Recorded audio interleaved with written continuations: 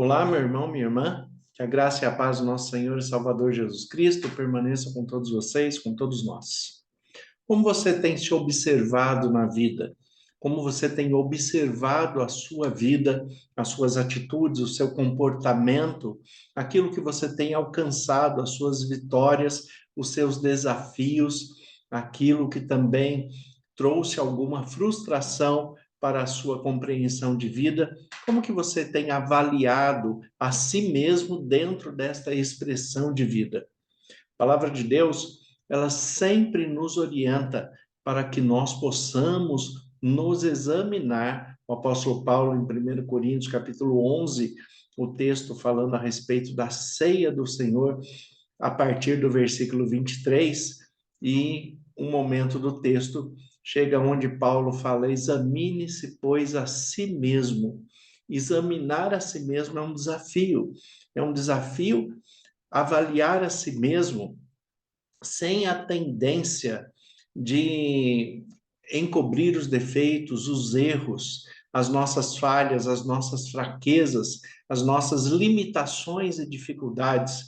Em geral, quando a pessoa se analisa, quando ela olha para si mesmo, a não ser que ela esteja passando por um problema de depressão, uma circunstância de baixa autoestima, a tendência de todo ser humano é elevar a si mesmo, é olhar para si mesmo com um olhar de superior, com um olhar trazendo esta perspectiva de ser maior do que realmente se é. E aí, isto gera em muitas pessoas a questão da arrogância, a questão da prepotência, esse senso de superioridade que muitas pessoas têm. Na verdade, os dois lados estão equivocados, tanto aquele que está em depressão, em baixo autoestima e se avalia excessivamente negativo, quanto aquele que também se avalia com um senso de superioridade, porque nós somos seres humanos limitados, fracos, temos acertos e erros, temos muitas questões que vão sendo aprimoradas ao longo do tempo. E quando nós conseguimos atingir uma certa maturidade, nós temos que lutar para permanecermos nessa maturidade durante a nossa vida. E isto não quer dizer que a experiência e a maturidade vai fazer com que você deixe de errar, vai fazer com que você se torne perfeito. Isto nunca vai acontecer na perspectiva humana até a volta de Jesus. A palavra de Deus nos diz, a Bíblia, ela fala que quando Jesus voltar, nós veremos o que é perfeito. Ele é perfeito. Nós não temos ideia real do que seja perfeição. Nós idealizamos algumas coisas a nível de perfeição, mas como nós somos falhos e como nós vivemos num mundo imperfeito, então certamente nós temos até na idealização questões que não serão tão perfeitas quanto deveriam. Então, nem imaginar a perfeição total, absoluta, nós não conseguimos devido à nossa limitação humana. Eu tenho 57 anos de idade, há 57 anos eu ando, há 57 anos eu tropeço, continuo tropeçando até hoje, por mais que eu treine, por mais que eu caminhe, por mais que ao longo do tempo eu atinja uma maturidade no andar, mesmo assim eu cometo erros nesta ação tão simples da vida, que é levantar e caminhar. E assim nós também somos em todas as áreas da vida. Temos limitações, cometemos erros, mas temos que continuar a nossa caminhada, temos que continuar a nossa perspectiva de vida. E ao chegar ao final, quando nós atingirmos tudo, como diz o apóstolo Paulo em Efésios capítulo 6, onde ele diz: depois de ter alcançado tudo, permaneça firme. Permanecer firme é outro desafio. É como aquela pessoa lutando para emagrecer. Emagrecer não é tão difícil. O difícil é manter-se magro, fazer uma readaptação alimentar, uma reeducação alimentar. Isto é difícil. para se manter naquilo que se alcançou.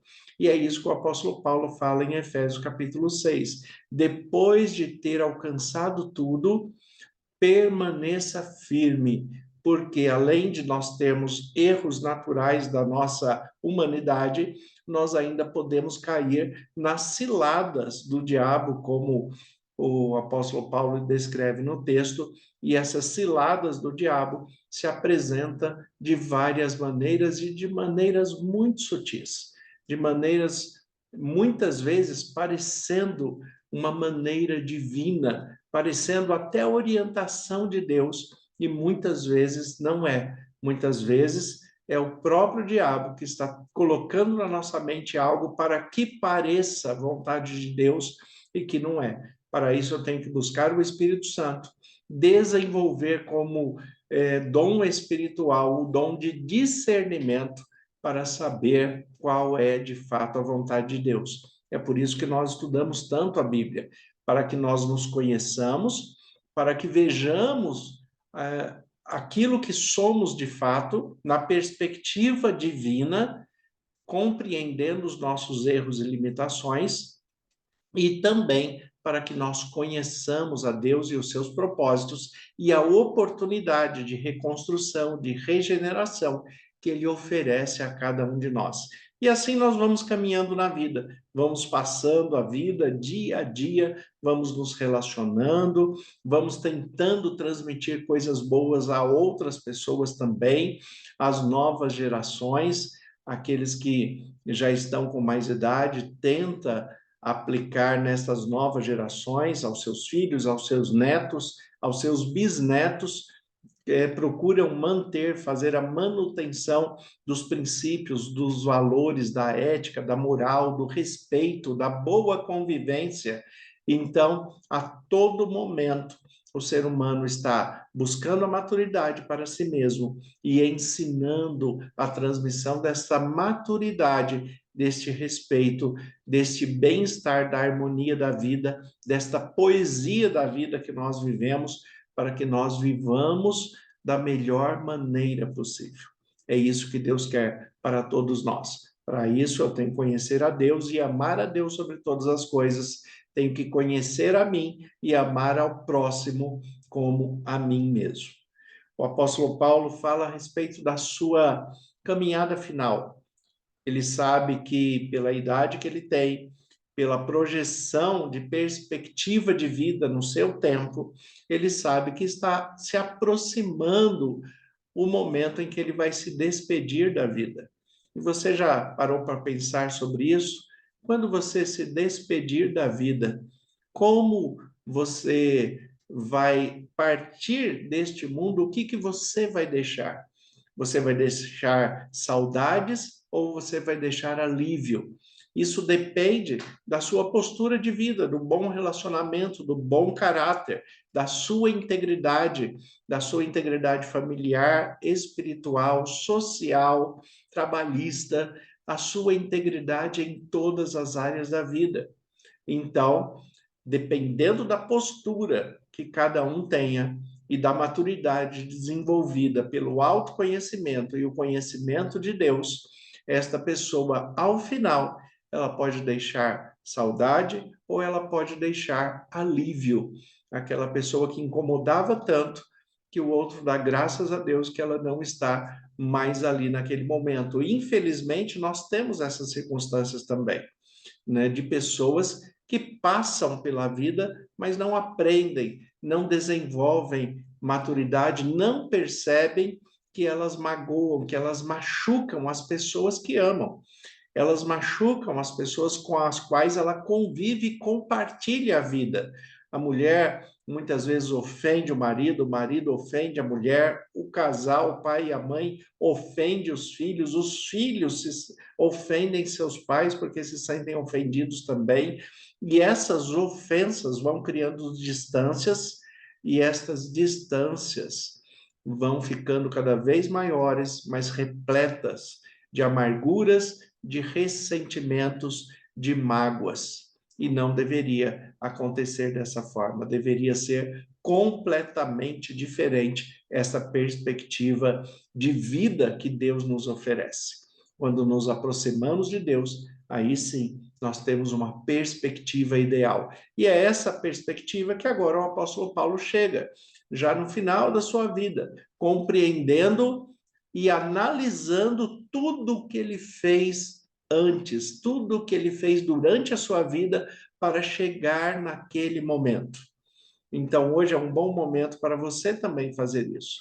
Parar, pensar como está a sua postura de vida, como está o seu relacionamento social, como está o seu relacionamento conjugal, o seu relacionamento familiar, pais com os filhos, filhos com os pais, o seu relacionamento parental com os outros parentes, primos, tios, tias, como tem sido este comportamento. De vez em quando nós temos que parar para fazer essas avaliações para que nós possamos crescer e nos conhecer.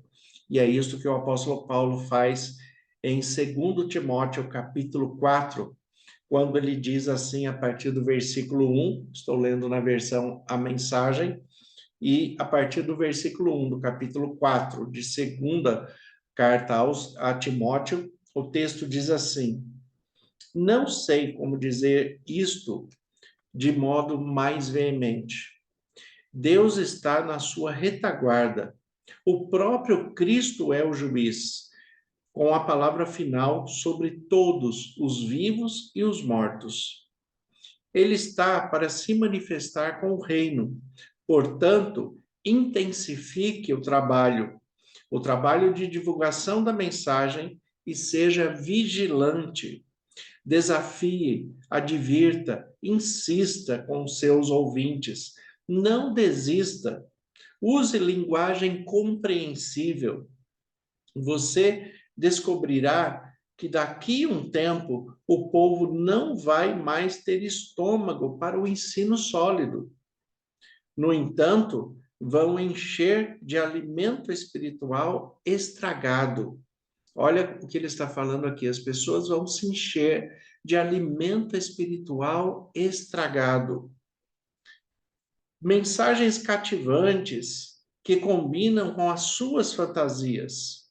Eles vão virar as costas para a verdade, vão trocá-la por ilusão. Mas você esteja atento ao que você faz.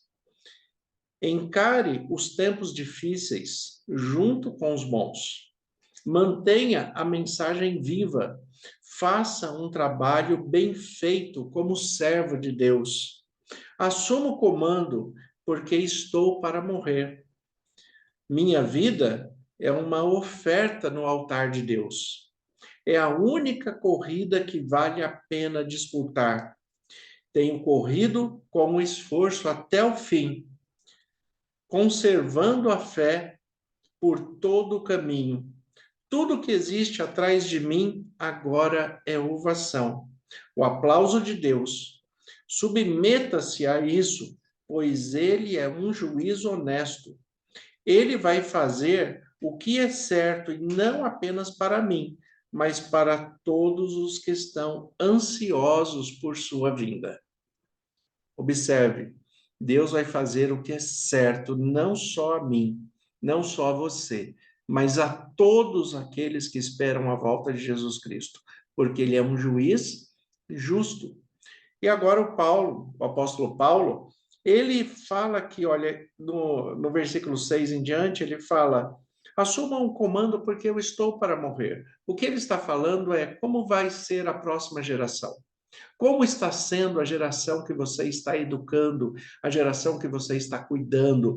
Como estão sendo moldados o caráter, a personalidade, os princípios e valores dos seus filhos, dos seus netos, dos seus bisnetos?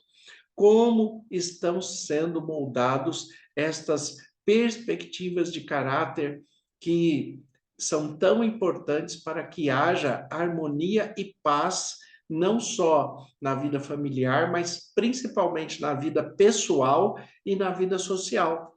Porque é bom na vida pessoal eu saber que eu tenho paz com Deus, que eu tenho paz com todos, que eu tenho paz comigo mesmo. E como diz o salmista, eu vou para a cama, coloco a cabeça no travesseiro e logo pego no sono. Por quê? Porque a sua consciência está absolutamente tranquila.